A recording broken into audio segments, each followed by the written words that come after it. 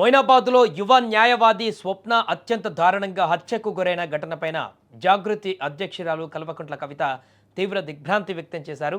లాయర్గా ప్రాక్టీస్ చేస్తూ వివాహం చేసుకోవాల్సిన వయసులో ఉన్న ఒక ఆడబిడ్డను సొంత కుటుంబ సభ్యులే ఇలా కడతేర్చడం ఎవరూ జీర్ణించుకోలేని విషయమని ఆమె ఆవేదన వ్యక్తం చేశారు. ఈ హత్య రాష్ట్ర వ్యాప్తంగా అందరినీ కలిచివేసిందని, నిందితులకు చట్టం పట్ల భయం లేకపోవడం వల్లే ఇలాంటి ఘోరాలు జరుగుతున్నాయని ఆమె మండిపడ్డారు. ముఖ్యంగా ఈ ఘటనలో పోలీసుల వైఫల్యం స్పష్టంగా కనిపిస్తుందని కవిత ఆరోపించారు. బాధితురాలు ప్రాణహాని ఉందని ముందుగానే ఫిర్యాదు చేసినా పోలీసులు నిర్లక్ష్యం వహించారని, ఒకవేళ సమయానికి స్పందించి చర్యలు తీసుకుని ఉంటే ఈ దారుణం జరిగేది కాదన్నారు. ప్రస్తుతం హైదరాబాద్ మహానగరంలో శాంతి భద్రతలు క్షీణించాయని, తుపాకులతో బెదిరించి డబ్బులు వసూలు చేస్తున్నారని, మహిళలపైన దాడులు పెరిగిపోతున్నాయని విమర్శలు గుప్పించారు.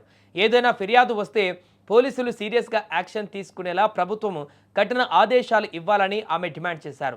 ఇక న్యాయవాదుల రక్షణ కోసం అడ్వకేట్ ప్రొటెక్షన్ యాక్ట్ను వెంటనే అమల్లోకి తీసుకురావాలని ఈ సందర్భంగా ఆమె ప్రభుత్వాన్ని కోరారు. మరి మొయినాబాద్లో కేతిరెడ్డిపల్లి గ్రామంలో జరిగినటువంటి స్వప్న గారి యొక్క ఉదంతం ఏదైతే ఉందో మొత్తం రాష్ట్ర వ్యాప్తంగా కూడా తీవ్రమైనటువంటి బాధ కలిగించింది మా అందరికి కూడా. మరి ప్రత్యేకించి ఒక ఆడబిడ్డ చదువుకొని లాయర్ అయ్యి ఇవాళ లాయర్ ప్రాక్టీస్ చేసి రేపో మాపో పెళ్లి చేసుకునే వయసులో ఉన్నటువంటి ఆడపిల్లను మరి పర్సనల్ తగాదాలతోని సొంత కుటుంబ సభ్యులే మరి ఈ విధంగా చేయడం అన్నది నిజంగా ఎవరం కూడా జీర్ణించుకోలేకపోతా ఉన్నాం. పోలీస్ వాళ్ళకి ఎన్నిసార్లు కంప్లైంట్ ఇచ్చినా వాళ్ళు పట్టించుకోకపోవడం అన్నది చాలా దారుణం. ఒకవేళ వాళ్ళు పట్టించుకొని సీరియస్గా యాక్షన్ తీసుకొని అంతకుముందే బలంగా ఈ నిందితులను బెదిరించినట్టయితే ఇట్లా ఇంత దారుణం జరగకపోతుండే అనేది మా ఎట్టు పడితే అటు ఆడపిల్లల మీద రోజు రోజుకి దారుణాలు దాష్టికాలు పెరిగిపోతున్నాయి. ఇక్కడ ఒక ఆడబిడ్డ మీద ఒక న్యాయవాది మీద జరిగినటువంటి దాడికి తక్షణమే సీఎం గారు స్పందించాలి.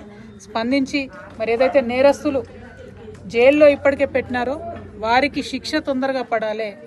హత్యానేరం కింద ఉన్నటువంటి వ్యక్తి అని చెప్తా ఉన్నారు కాబట్టి మరి కఠినాతి కఠినంగా శిక్షించాలి. ఆడబిడ్డలకు భరోసా ఇవ్వాలని ప్రభుత్వం డిమాండ్ చేస్తుంది.